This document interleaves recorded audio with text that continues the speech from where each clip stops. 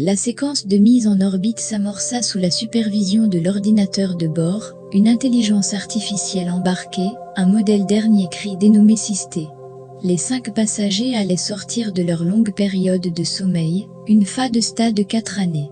Le voyage à destination de GLIESE 581F prenait fin. Ils allaient étudier cette planète et peut-être, par la même occasion, découvrir ce qu'était devenue la précédente mission dirigée par le commandeur Wilson. La sphère verte s'affichait sur l'écran de contrôle, belle et majestueuse, une perle lumineuse dans un éther trop froid. Le commandant Ackerman ne put s'empêcher de penser à son prédécesseur, dont malheureusement personne n'avait eu de nouvelles depuis sa dernière transmission. GLIESE 581F constituait la promesse du siècle pour l'espèce humaine, une exoplanète qui abritait la vie. Sisté interrompit ses pensées. « Nous recevons un signal provenant de la planète, dit l'intelligence artificielle. De quel type? Binaire pulsé. Un vaisseau? La séquence est trop complexe. C'est-à-dire? C'est un langage avec des incidentes, des illogismes. » Ackerman convoqua son équipage.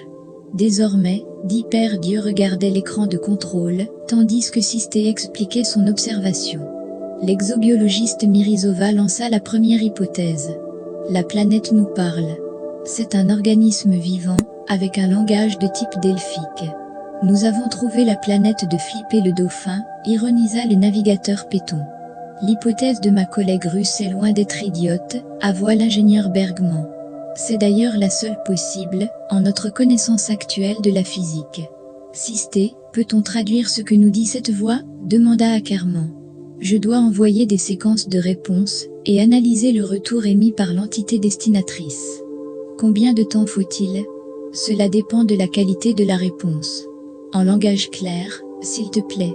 Plus la conversation avec l'inconnu est intelligente, plus facile est l'analyse, expliqua Bergman. D'accord. Tape la causette avec Flippé, puis préviens-nous quand tu auras finalisé la traduction.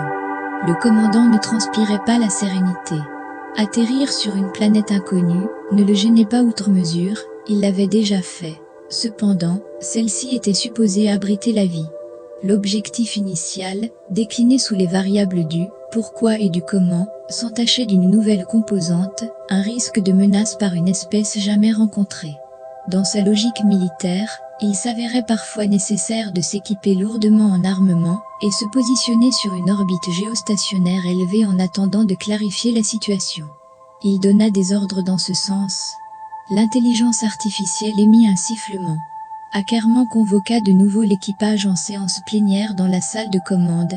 Sisté a décrypté le langage de l'inconnu. Nous allons pouvoir parler avec lui.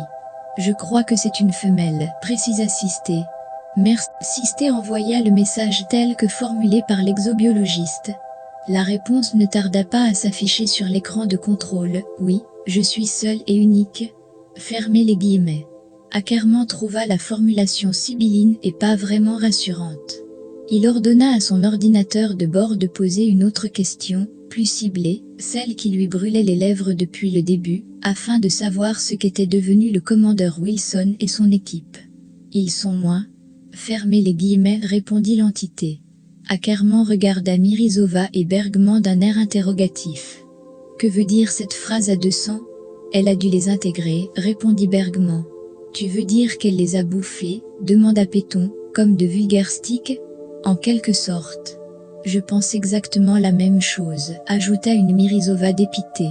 Si c'est le cas, nous sommes mal. Demandons-lui simple homme, proposa avec calme le docteur Germain. L'intelligence artificielle envoya le message à son destinataire. Il fallut plus de temps pour obtenir un résultat, oui. Le commandant connaissait désormais la situation. Elle changeait l'objectif premier, le résumant à la survie de son équipage. Il expliqua sobrement la situation aux scientifiques, usant de pédagogie. Eux cherchaient le pourquoi, alors que la menace se trouvait à moins d'un demi-million de kilomètres du vaisseau, et que le comment importait finalement peu. Sisté émit subitement un couinement inhabituel.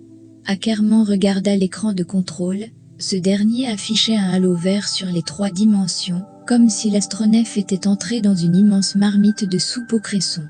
L'intelligence artificielle traduisit le dernier message de l'entité, vous êtes moins.